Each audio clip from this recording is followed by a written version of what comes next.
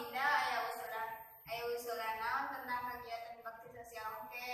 Pokona mah abdi bisa tuju jeung eta membagikeun sembako gratis teh.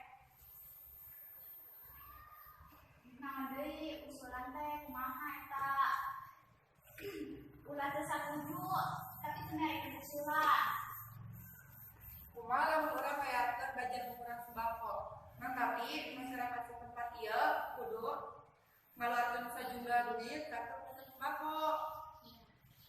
Kurang setuju kok pendapat nampak, namun kurang ngadakeun belajar murah ibarat orang gitu.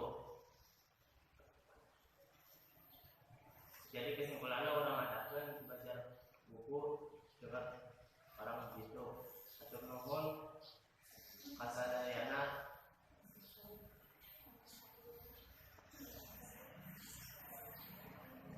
Sekian, terima kasih. Assalamualaikum warahmatullahi wabarakatuh. Waalaikumsalam warahmatullahi wabarakatuh. Orang setuju karena usulan si Pak. Ayo orang adakeun kan tadi